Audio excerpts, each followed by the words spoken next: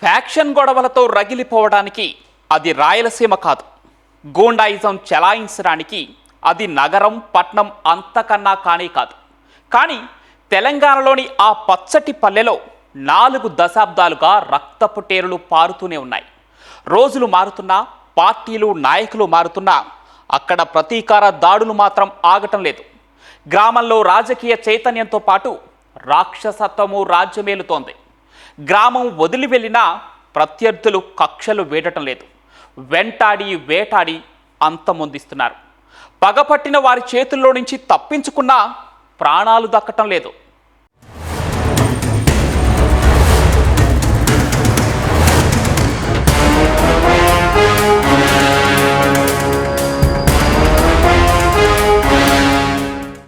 సూర్యాపేట జిల్లా యార్కారంలో మాజీ సర్పంచ్ భర్త చింతలపాటి మధు హత్య తీవ్ర కలకలం రేపింది. 4 దశాబ్దాలుగా గ్రామంలో చోటు చేసుకుంటున్న కక్షలు, రాజకీయ హత్యల్లో భాగంగానే ఈ హత్య జరిగింది. మధును అత్యంత కిరాతకంగా హత్య చేసి గోనె సంచులో మూటకట్టి ప్రత్యర్థులు కాలువలో పడేశారు. కుటుంబ సభ్యులు మృతదేహాన్ని చూడటానికే భయపడేలా శత్రువులు విచక్షణారహితంగా నరికి పడేశారు.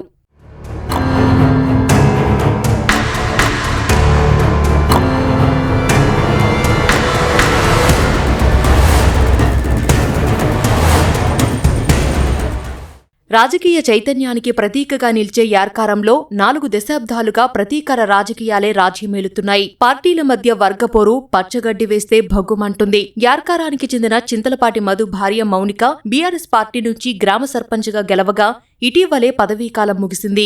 అయితే మాజీ సర్పంచ్ మిద్దె రవీందర్ హత్య కేసులో నిందితుడిగా ఉన్న మధు గ్రామంలో పరిస్థితులకు భయపడే సూర్యాపేటకు మకం మార్చాడు.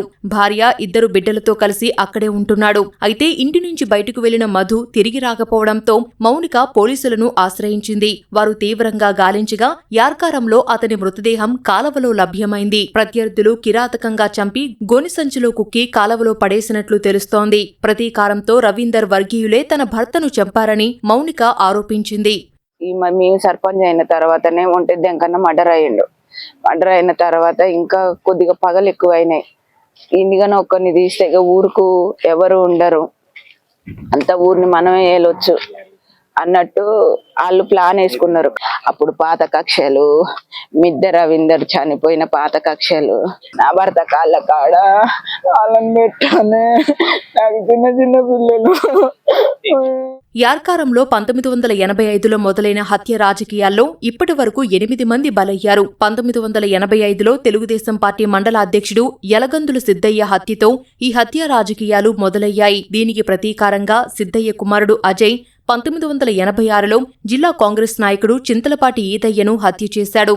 దీంతో అజయ్ను కాంగ్రెస్ వర్గీయులైన మిద్దె రవీందర్, అతని అనుచరులు 1986లో హతమార్చారు. 1998లో మిద్దె రవీందర్ను హత్య చేసేందుకు చింతలపాటి రమేష్ ప్రయత్నించగా తప్పించుకున్నాడు. దీంతో 1999లో చింతలపాటి రమేష్ను మిద్దె రవీందర్ అత్యంత కిరాతకంగా తలపై బండరాయితో మోది చంపేశాడు. దీనికి ప్రతీకారంగానే 2007లో మిద్దె రవీందర్ను చింతలపాటి మధు యార్కారంలోనే హత్య చేశాడు. దీని తర్వాత గ్రామంలో ప్రశాంత వాతావరణం నెలకొనగా 2020లో సర్పంచ్ ఒంటెద్దు వెంకన్న యాదవ్ను వడ్డే ఎల్లయ్య చంపడంతో మళ్లీ హత్య రాజకీయాలు పురుడు పోసుకున్నాయి. ఈ కేసులో మధు సాక్షిగా ఉన్నాడు. 2024లో వడ్డే ఎల్లయ్యను మాచిరెడ్డిపల్లికి చెందిన శ్రీకాంతచారి చంపేశాడు. ఇప్పుడు చింతలపాటి మధును మిద్దె రవీందర్ వర్గీయులు హత్య చేశారు. అయితే గ్రామంలో ఈ హత్య రాజకీయాలు ఎప్పటికి అంతమవుతాయో తెలియడం లేదని బాధిత కుటుంబ సభ్యులు కన్నీటి పర్యంతమవుతున్నారు. గత 6 ఏళ్ల క్రితం నా భర్తను చంపిర్రు, అన్ని ఇబ్బందుల పాలు చేసిర్రు. మళ్ళీ ఇప్పుడు మధు అనే వ్యక్తిని కూడా అతి కిరాతకంగా తీసుకుపోయి చంపి ఇలా ఏం తెలియనట్టుగా పోయి వాళ్ళు దాచుకున్నారు. ఇంకా ఎన్నేళ్ళు మమ్మల్ని ఇట్లా ఇబ్బంది పెడతారు. మేము ఎవరి జోలికి ఏం పోట్లేం కదా. మా జగల్లో మేము వచ్చి సూర్యాపేటలో బతుకుతున్నాం, మా కూలో నాలో చేసుకుని ఇక్కడ ఉంటున్నాం. ఈ రోజు నాకు భర్త పోయిన లోటు ఏందో నాకు తెలుసు. అట్లా ఎంతమంది అమాయకులను బలి చేసుకుంటారు, ఇంకెంత మందిని ఇట్లా ఏడిపిస్తారు. అట్లాంటి ఇలా అన్నగా నాకు పెద్ద దిక్కుగా ఉన్న మధుని అతి కిరాతకంగా చంపి ఇలా ఏం తెలియనట్టు వాళ్ళు దాచుకొని మమ్మల్ని అన్యాయం చేస్తారు. నేను చెప్పేది ఒకటే, దయచేసి ఇప్పుడున్న గవర్నమెంట్ కి అయితే నేను రిక్వెస్ట్ చేసేది అదే, మా ఊరి మీద ఒక నిఘా పెట్టండి. మా లెక్క ఇంకే ఆడపిల్లలు అన్యాయం కావద్దు. ఇక మేము ఏడ్చినట్టు ఏ ఆడపిల్ల ఏడవద్దు. నేను కోరుకునేది అదొకటే. పక్కా పథకంతోనే మధును మిద్దె రవీందర్ కుమారుడు జీవన్ హతమార్చినట్లు పోలీసులు వెల్లడించారు. మధు స్నేహితుడు సైదులను తన వైపు తిప్పుకున్నాడు. సైదులు సూర్యాపేటలోని తాళ్లగడ్డ ప్రాంతంలో అద్దెకు ఉంటున్నాడు. అతని ఇంట్లో జరిగిన మద్యం పార్టీకి మధును రప్పించేలా చేశాడు. అక్కడే గొడ్డలతో నరికి చంపి మృతదేహాన్ని యార్కారం శివారులో పడేశారు. గతంలో 2 సార్లు హతమార్చేందుకు ప్రయత్నించినా విఫలమవడంతో మూడోసారి మధును చంపేశారు.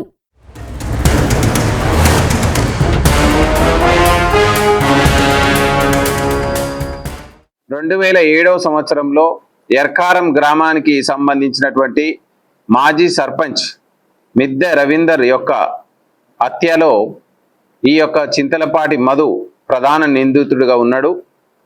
దానికి సంబంధించి మిద్దె రవీందర్ కొడుకు అప్పుడు వాళ్ళ నాన్న చనిపోయినప్పుడు 8-9 సంవత్సరాల వయసు ఉన్నటువంటి అబ్బాయి ఇతని నాన్నని చంపినటువంటి ఈ చింతలపాటి మధును ఎలాగైనా అంతమొందించాలని దాదాపుగా 4-5 సంవత్సరాల నుంచి వివిధ రూపాల్లో ప్రయత్నం చేస్తూ వస్తున్నాడు.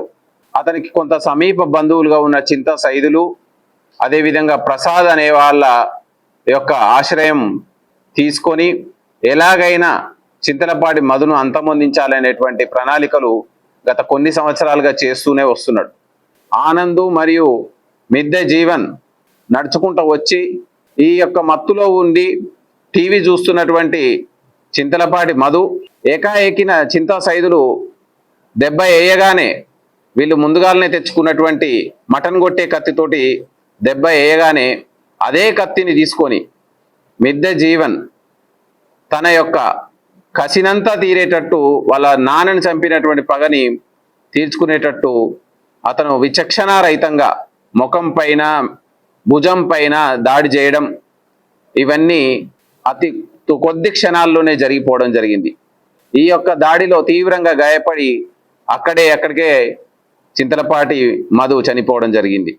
సాంకేతిక యుగంలో అభివృద్ధితో పోటీ పడాల్సిన రాజకీయ నేతలు ఇంకా పాతకాలం నాటి కక్షలు కార్పణ్యాలతో ప్రాణాలు తీసుకుంటున్నారు. తరాలు మారుతున్నప్పటికీ ఈ కక్షలు ఆగిపోవడం లేదు.